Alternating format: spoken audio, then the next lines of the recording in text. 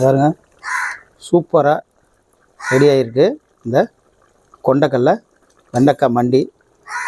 இந்த வெண்டைக்காய் மண்டி எப்படி செய்யலாங்கிறத பார்க்கலாம் வாங்க. எவ்வளோ அம்சமாக இருக்குது பாருங்கள், செம்மையாக இருக்குது பாருங்கள். அப்படியே திக்காக வெண்ணெய் நல்லா திரண்டு போய். உறவுகளுக்கு வணக்கம். இன்றைக்கி நம்மளுடைய கேப்சிகம் சேனலில் நம்ம பார்க்க போகிறது காரைக்குடி செட்டிநாட்டு வெண்டைக்காய் மண்டி. இந்த வெண்டைக்காய் மண்டி எப்படி செய்யலாங்கிறத பார்க்கலாம் வாங்க.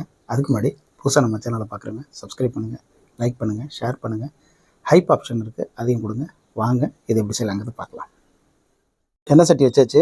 அதுக்கு முன்னாடி இந்த வெண்டைக்காய் மண்டிக்கு தேவையான பொருட்களை பார்த்துடலாம். இந்த வெண்டைக்காய் மண்டி செய்ய தேவையான பொருட்கள் வெண்டைக்காய் 1/2 கிலோ. இந்த சைஸில் வெட்டிங்க, அப்போ தான் மண்டிக்கு ரொம்ப நல்லாயிருக்கும். இதுதான் சைஸு. சின்ன வெங்காயம் 1/4 கிலோ தோல் பிடிச்சி வச்சுருக்கேன். பூண்டு 100 கிராம் முழு பூண்டு. வெள்ளை கொண்டக்கடலை 100 கிராம், அதாவது இதை ஊற வச்சு அவிச்சு வச்சுருக்கேன். வெள்ளை கொண்டக்கடலை பயன்படுத்துங்க. பெரிய தக்காளி 1 பொடிசா நறுக்கி வச்சுருக்கேன். கொஞ்சம் கருவேப்பிலை, 2 பட்டை மிளகாய், 1 ஸ்பூனு கரவடகம், அதாவது குழம்பு தாளிக்கிற வடகம். குழம்பு மிளகாய்த்தூள், வீட்டு குழம்பு மிளகாய்த்தூள் 3 ஸ்பூனு, 1/4 டீஸ்பூனு தனி மிளகாய்த்தூள், ஒரு சின்ன லெமன் சைஸ் அளவுக்கு புளியை ஊற வச்சு கரைச்சி வச்சுருக்கேன். கொஞ்சமாக கருப்பட்டி, நீங்கள் வெல்லம் வச்சுருந்தாலும் பரவாயில்ல. தேவையான அளவுக்கு கடலெண்ணெய், தேவையான அளவுக்கு உப்பு. இந்த பொருட்களை மறுபடியும் பார்த்துடலாம். வெண்டைக்காய், கொண்டக்கடலை, பூண்டு, உப்பு, குழம்புமிளகாய்த்தூள், புளி கரைச்சல், எண்ணெய், வெங்காயம், கரவடகம், தக்காளி, கருப்பட்டி, பட்டை மிளகாய், தனி மிளகாய்த்தூள், கருவேப்பிலை, கடலெண்ணெய் கொஞ்சம் தாராளமாக ஊற்றிங்க. நல்லா சூடாகட்டும். எண்ணெய் சூடாகிடுச்சு. கரவடகம் போட்டுக்கலாம். அது கூடவே பட்டை மிளகாயும் போட்டுக்கலாம். நல்லா பொரிய ஆரம்பிச்சிருக்கு. அடுத்தது வெங்காயம், இதையும் போட்டுக்கலாம்.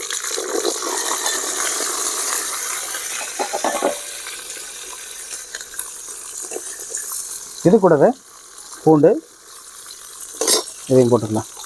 நல்லா வதக்கட்டும். வெங்காயம் பூண்டுலாம் நல்லா வதங்கிட்டுருக்கு. இந்த நேரத்தில் இந்த வெண்டைக்காயை நம்ம இதில் போட்டு நல்லா வதக்கிக்கலாம்.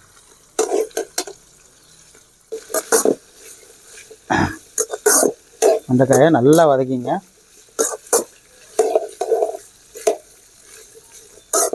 அதாவது இந்த வெண்டைக்காய் மண்டி இருக்கு இல்லையா, காரைக்குடியில் எந்த ஒரு விருந்து நடந்தாலும், அதாவது செட்டிநாடு உணவில் இது கண்டிப்பாக இடம்பெறாமல் இருக்கவே இருக்காது.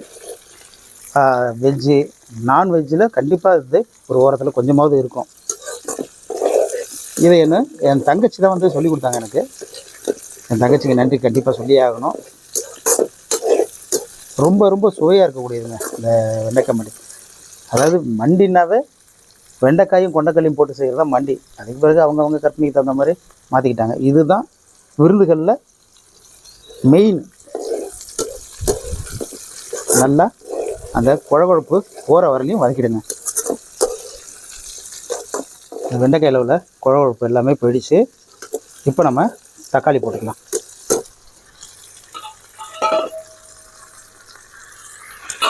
இதுவும் நல்லா வதக்கிங்க.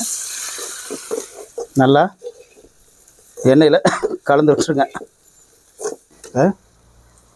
புளி தண்ணி இதை ஊற்றிக்கலாம்.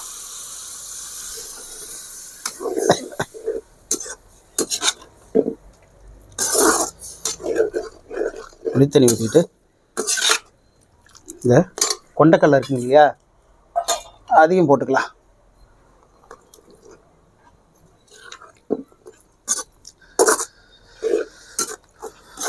இப்போ தேவையான அளவுக்கு நீங்கள் தண்ணி ஊற்றிக்கலாம்.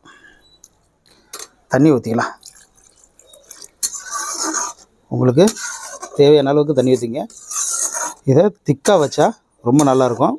இல்லை குழம்பு பெருசுன்னா கொஞ்சம் தண்ணி கூட கூடுதலாக ஊற்றிங்க.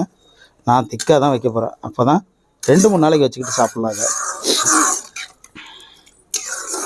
இப்போ நம்ம உப்பு போட்டுக்கலாம்.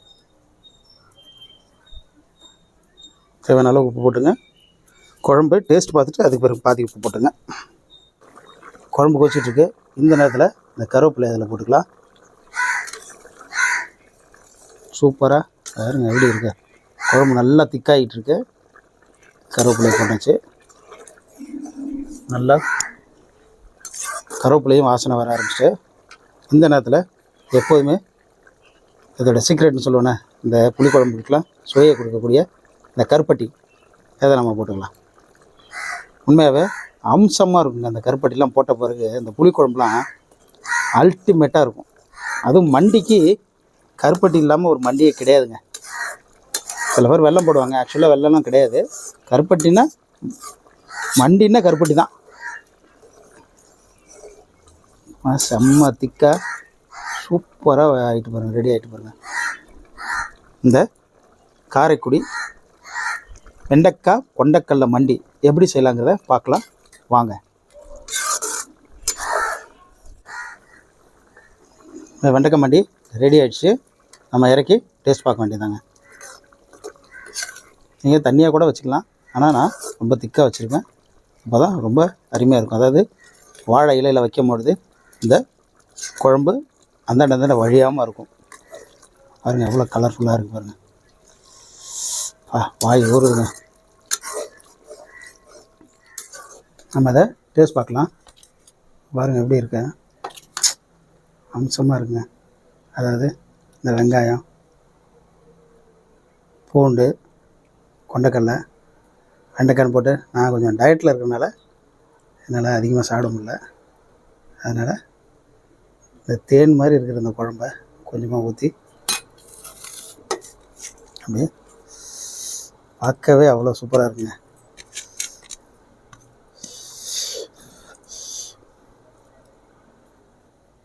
அவ்வளோ மணமாக இருக்குது. நல்லா பூண்டு, இந்த வெங்காயம், கொண்டைக்கடலைன்னு வச்சு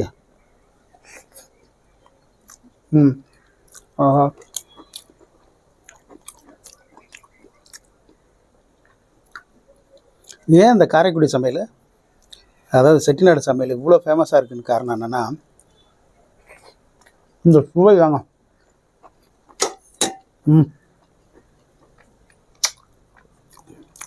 அல்டிமேட்டாக இருக்குங்க. அப்படி ஒரு சுவையாக இருக்குங்க. இனிப்பு, புளிப்பு, காரம் எல்லாமே அளந்து அம்சமாக இருக்குது.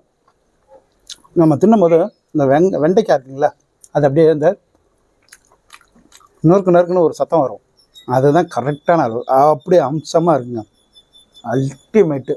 இந்த அல்டிமேட்டான வெண்டைக்காய் மண்டி, அதாவது வெண்டைக்காய் கொண்டைக்கடலை மண்டி நீங்களும் வீட்டில் ட்ரை பண்ணி பாருங்கள். அசந்து போகுதுங்க.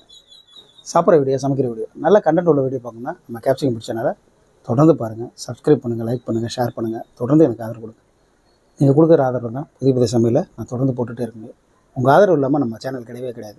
என்னைக்கும் உங்களுடைய ஆதரவு வேணும். நன்றி உறவுகளே.